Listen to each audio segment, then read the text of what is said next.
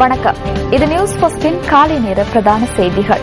இன்றைய விரிவான செய்திகளுக்கு செல்லும் முன்னர் முதலில் தலைப்புச் செய்திகள்.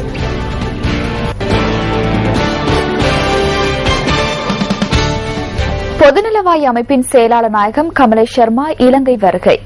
உலக வங்கியின் சர்வதேச புகைப்பட போட்டியில் மட்டக்களப்பைச் சேர்ந்த திவ்யராஜ் சாயந்தன் வெற்றியீட்டியுள்ளார்.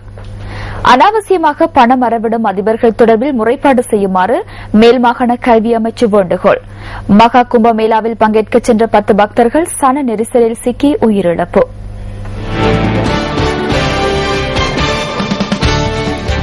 தொடர்வன உள்நாட்டுச் செய்திகள். உத்தியோகபூர்வ விஜயம் ஒன்றை மேற்கொண்டு பொதுநலவாய அமைப்பின் செயலாளர் நாயகம் கமலேஷ் சர்மா நேற்றிரவு நாட்டை வந்தடைந்துள்ளார். எதிர்வரும் நவம்பர் மாதம் இலங்கையில் நடைபெறவுள்ள பொதுநலவாய அமைப்பின் தலைவர்கள் மாநாட்டின் ஏற்பாட்டு நடவடிக்கைகள் தொடர்பில் கலந்துரையாடுவதே அவரின் இந்த விஜயத்துக்கான நோக்கம் என வெளிவிவகார அமைச்சின் செயலாளர் கருணாதிலக அமுனுகம குறிப்பிட்டுள்ளார். இந்த விஜயத்தின் போது வெளிவிவகார அமைச்சர் GL பீரிஸை கமலேஷ் சர்மா சந்தித்து கலந்துரையாட உள்ளதாக வெளிவிவகார அமைச்சு தெரிவித்தது.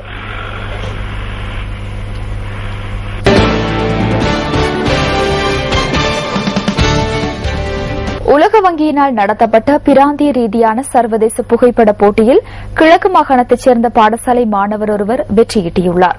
14 தொடக்கம் 17 வயதுக்குட்பட்ட பிரிவில் தெற்காசிய வலயத்தில் மட்டக்களப்பைச் சேர்ந்த 17 வயது பாடசாலை மாணவரான திவ்யராஜ் சாயந்தனும் நேபாள மாணவர் ஒருவரும் இந்த போட்டியில் வெற்றியீட்டியுள்ளதாக BBC செய்தி வெளியிட்டுள்ளது. புகைப்படம் எடுப்பதை பொழுதுபோக்காக கொண்டுள்ள தாம் அந்த துறையில் அதிக ஆர்வம் கொண்டுள்ளதாக சாயந்தன் குறிப்பிட்டுள்ளார். இந்த போட்டி தொடர்பான தகவல்களை இணையதளத்தில் பார்த்த தமது தந்தை தம்மை பங்கு கொள்ளச் செய்ததாக அவர் கூறினார். கல்முனை களுவாஞ்சிக்குடி பிரதான வீதியில் தேங்காய்களை விற்பனை செய்யும் சிறுவனின் புகைப்படத்தினை இந்த போட்டிக்காக சாயந்தன் அனுப்பி வைத்துள்ளதோடு அதற்காகவே அவருக்கு இந்த விருதும் கிடைத்துள்ளது. சர்வதேச புகைப்பட போட்டியில் 756 புகைப்படங்கள் சமர்ப்பிக்கப்பட்டதுடன் அவற்றின் 11 சிறந்த புகைப்படங்கள் தெரிவு செய்யப்பட்டு விருது வழங்கப்பட்டமை குறிப்பிடத்தக்கது.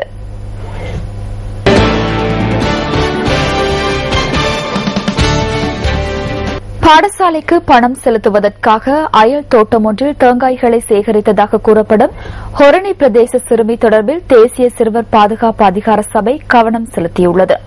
சிறுமியின் நலனுக்காக துரித நடவடிக்கைகளை எடுக்குமாறு அதிகாரிகளுக்கு ஆலோசனை வழங்கியுள்ளதாக அதிகார சபையின் தலைவர் சட்டத்தரணி அனுமா திசாநாயக்க தெரிவிக்கின்றார்.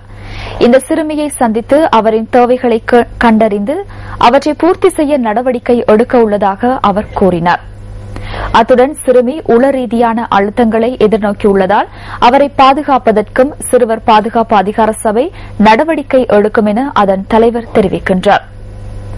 எவ்வாறாயினும் குறித்த சிறுமி தொடர்பில் அதிகாரிகள் செயற்பட்ட விதம் குறித்து தேசிய சிறுவர் பாதுகாப்பு அதிகார சபை அதிர்ச்சி அடைந்துள்ளதாக தலைவர் சுட்டிக்காட்டுகின்றார். நாட்டில் உள்ள அனைவரும் சிறுவர்கள் தொடர்பில் கௌரவத்துடனும் பாசத்துடனும் செயற்பட வேண்டிய காலம் தற்போது எழுந்துள்ளதாக அதிகார சபையின் தலைவர் சட்டத்தரணி அனுமா திசாநாயக்க மேலும் குறிப்பிடுகின்றார்.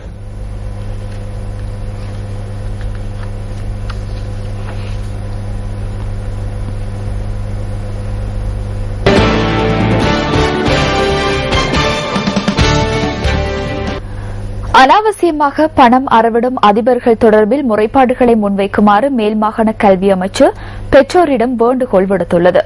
இவ்வாறு முன்வைக்கப்படும் முறைப்பாடுகள் குறித்து துரித விசாரணைகள் ஆரம்பிக்கப்படும் என மாகாண கல்வி அமைச்சின் செயலாளர் ஜயந்தி விஜயதுங்க தெரிவிக்கின்றார். விசாரணைகளில் குற்றவாளிகள் என உறுதி செய்யப்படும் அதிபர்களுக்கு எதிராக ஒழுக்காற்று நடவடிக்கைகள் எடுக்கப்படும் என அவர் சுட்டிக்காட்டுகின்றார்.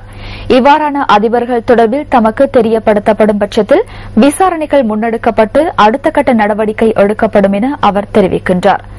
கடந்த காலங்களிலும் இவ்வாறான சம்பவங்கள் பதிவானதுடன் மாகாண கல்வி அமைச்சு அதற்கு எதிராக நடவடிக்கைகளை முன்னெடுத்திருந்ததாக செயலாளர் குறிப்பிடுகின்றார். இதேவேளை மேல் மாகாணத்தில் அனாவசியமாக பணம் அறவிடும் அதிபர்கள் தொடர்பான முறைப்பாடுகளை முன்வைப்பதற்கு தொலைபேசி இலக்கம் ஒன்றும் தொலைநகல் இலக்கம் ஒன்றும் வழங்கப்பட்டுள்ளன. 0112675293 என்ற தொலைபேசி இலக்கத்தின் ஊடாகவும் 011269 3966 என்ற தொலைநகல் இலக்கத்தினூடாகவும் இந்த முறைப்பாடுகளை முன்வைக்க முடியும். அத்துடன் மேல் மாகாண கல்வி அமைச்சுக்கு கடிதம் ஒன்றை அனுப்புவதன் ஊடாகவும் முறைப்பாடுகளை முன்வைக்க முடியும் எனவும் மாகாண கல்வி அமைச்சு குறிப்பிட்டுள்ளது.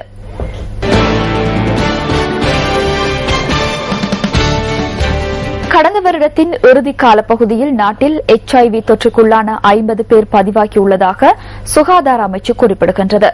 கடந்த வருடம் நாட்டில் 1649 பேர் HIV தொற்றுக்குள்ளானதாக அமைச்சு சுட்டிக்காட்டியுள்ளது. HIV தொற்று ஏற்படுவதற்கு பாதுகாப்பற்ற பாலியல் தொடர்புகள் மிக முக்கிய காரணமாக அமைகின்றமை கண்டறியப்பட்டுள்ளது. கடந்த வருடத்தில் HIV தொற்றுக்குள்ளான 58 சிறுவர்களும் பதிவாகியதாக சுகாதார அமைச்சு குறிப்பிடுகின்றது.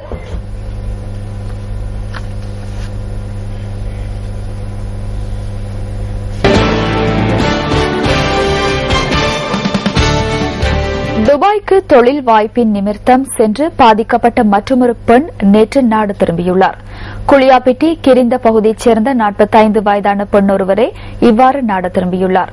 2 பிள்ளைகளின் தாயான இவர் கடந்த டிசம்பர் 21ஆம் தேதி தனியார் வேலைவாய்ப்பு முகவர் நிறுவனத்தினூடாக துபாய்க்கு சென்றிருந்தார். அந்த வேலைவாய்ப்பு முகவர் நிலையத்தின் துபாய் கிளையின் நிர்வாகியினால் தாம் தாக்கப்பட்டதாக அவர் நியூஸ் ஃபர்ஸ்டுக்கு குறிப்பிட்டார். அந்த நிர்வாகியினால் வேலைவாய்ப்பு முகவர் நிலையத்தில் தங்கியுள்ள இலங்கை பணிப்பெண்கள் பல்வேறு இன்னல்களை எதிர்நோக்குவதாக அவர் கூறினார். நாடு திரும்பிய குறித்த பெண் தற்போது சிகிச்சைகளுக்காக குளியாப்பிட்டி பொது வைத்தியசாலையில் அனுமதிக்கப்பட்டுள்ளார். தாக்குதல் காரணமாக அவரது கைகளுக்கு பாதிப்பு ஏற்பட்டுள்ளதாக வைத்தியசாலையின் பேச்சாளர் ஒருவர் தெரிவித்தார். ஆயினும் அவரது நிலைமை மோசமாக இல்லை என வைத்தியசாலையின் பேச்சாளர் மேலும் குறிப்பிட்டார்.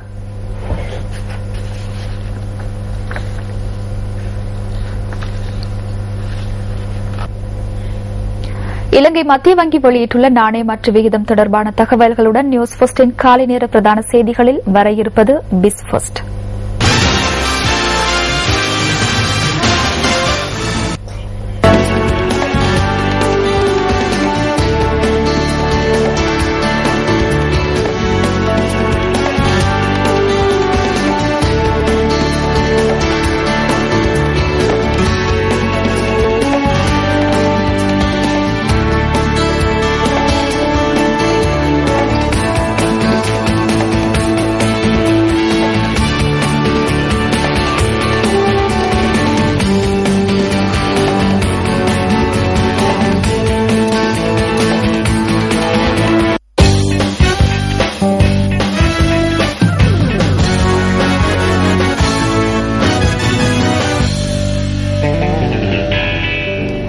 மகளிர் உலகக்கிண கிரிக்கெட் தொடரின் சூப்பர் 6 சுற்றில் நியூசிலாந்து மற்றும் மேற்கிந்திய தீவுகள் அணிகளுக்கு இடையிலான போட்டி இன்று நடைபெறவுள்ளது. மும்பையில் நடைபெறவுள்ள இந்த போட்டி இலங்கை நேரப்படி காலை 9 மணிக்கு ஆரம்பமாக உள்ளது. 2 அணிகளும் தலா 4 புள்ளிகளை பெற்றுள்ள போதிலும் சராசரி ஓட்ட விகிதத்தின் அடிப்படையில் நியூசிலாந்து 2ஆம் இடத்திலும் மேற்கிந்திய தீவுகள் 3ஆம் இடத்திலும் உள்ளன. தாம் பங்கு பற்றிய 4 போட்டிகளிலும் வெற்றி பெற்ற ஆஸ்திரேலிய அணி 8 புள்ளிகளுடன் அரையிறுதிப் போட்டிக்கு முதலாவது அணியாக முன்னேறியுள்ளது.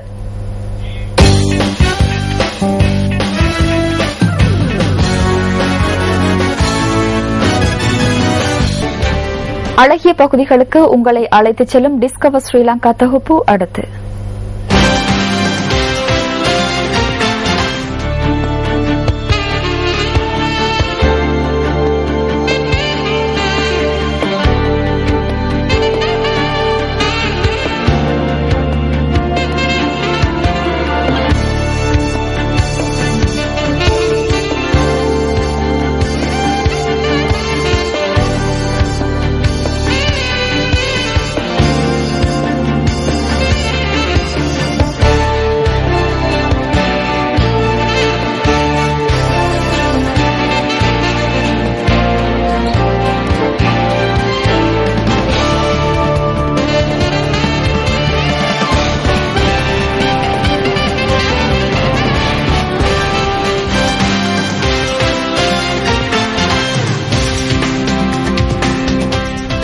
இத்துடன் நியூஸ் ஃபர்ஸ்டின் இன்றைய காலை நேர பிரதான செய்திகள் நிறைவு பெறுகின்றன.